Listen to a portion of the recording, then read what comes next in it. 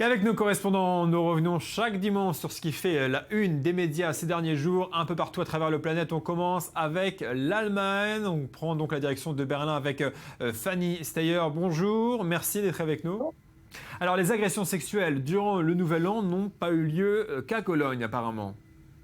Oui, effectivement, les médias allemands ont révélé hier, selon un rapport de la police, 12 régions et 16 régions d'Allemagne ont été concernées par ces violences, ou des violences sexuelles dotées de vols dans la nuit du 31 décembre au 1er janvier. La région la plus touchée est celle de Cologne, donc la région de la Rhénanie-Nord-Westphalie, région où environ 1 millier de plaintes ont été déposées.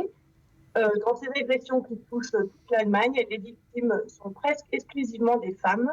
Selon les témoins, les agresseurs ont été souvent des hommes ou des adolescents d'origine étrangère, âgés de 17 à 30 ans.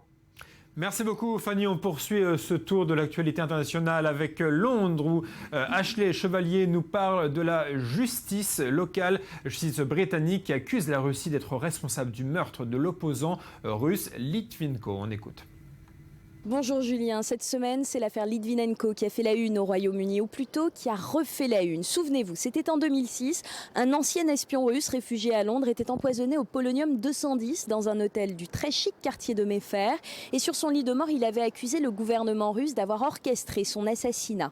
Et bien voilà, 10 ans après, la haute cour de justice britannique a rendu les conclusions d'une enquête publique, une enquête qui a duré 1 an, et le juge britannique est beaucoup plus sévère que ce à quoi on s'attendait. Il a estimé que Litvinenko avait été délibérément empoisonné et que le président russe Vladimir Poutine avait probablement approuvé cette opération. À la sortie de l'audience jeudi, la veuve de l'ancien espion russe a salué ces conclusions. Elle a demandé à David Cameron de prononcer des sanctions à l'encontre de la Russie, mais il est peu probable que le gouvernement britannique le fasse parce que vous savez, la Russie est devenue un partenaire privilégié dans la résolution du conflit syrien.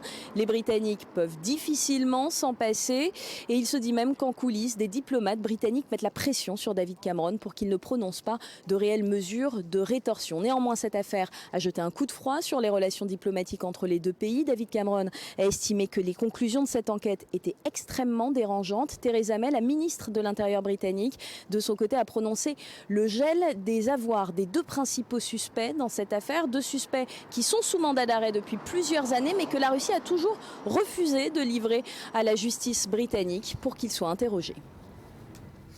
Merci de ces explications. Depuis Londres, on poursuivra ce tour du monde avec Athènes, où notre correspondant Ismaël Merigeti nous parlera de l'heure des comptes pour Alexis Tsipras, puisque cette semaine, les créanciers de la Grèce sont arrivés à Athènes pour juger les réformes mises en place dans le cadre du nouveau plan d'aide internationale qui a été signé cet été. On s'en souvient après un référendum voté en Grèce, une visite qui s'annonce sous haute tension. Ismaël, bonjour, dites-nous-en un peu plus sur cette visite très attendue en Grèce.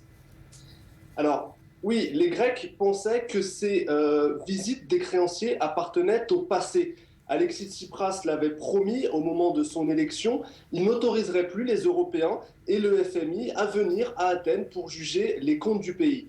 Seulement voilà, en 1 an, il y a eu ce long bras de fer avec Bruxelles pour tenter de trouver une solution à la crise grecque. Qui a débouché sur un nouveau plan de rigueur cet été. Le pays est reparti dans un cycle réforme d'austérité contre argent frais, et donc pas d'autre choix pour Alexis Tsipras que d'accepter, même à contre-cœur, la visite de ses créanciers. Cette visite, vous l'avez dit, est à haut risque. Tous les comptes vont être épluchés, on va évaluer les réformes mises en place, et du succès de cette revue dépendra le déblocage de nouveaux prêts à la Grèce. Or, le temps presse, d'une part parce que le pays est pris à la gorge, il va devoir faire face à d'importants remboursements dans les semaines à venir, et d'autre part parce que cette revue est un préalable à une éventuelle renégociation de la dette, et ça c'est capital politiquement pour Alexis Tsipras. Il l'a promis aux Grecs, c'est une compensation pour les sacrifices qu'ils ont fait ces derniers mois, des sacrifices qui commencent d'ailleurs à ternir quelque peu l'engouement populaire autour de lui. Et Ismaël, pour Alexis Tsipras, la situation est compliquée puisqu'il essaye en ce moment même de faire passer une réforme très compliquée, celle du système des retraites. Oui, c'est l'une des principales exigences des créanciers, mais cette réforme des retraites a tout d'un casse-tête. Économique tout d'abord, puisque le gouvernement propose d'augmenter les cotisations, ce qui risque de nuire à un emploi et à une croissance déjà en berne. Et puis c'est un casse-tête politique également, puisque sous la pression des créanciers, le gouvernement souhaite réduire les pensions d'environ 15% d'ici 2 ans, ce qui va totalement à l'encontre des engagements pris par le parti de gauche radicale au pouvoir. C'est donc un numéro d'équilibriste qui se présente à Alexis Tsipras. Il devra donner satisfaction aux créanciers tout en évitant que son peuple ne descende dans la rue. Et là, l'affaire est très loin d'être gagnée.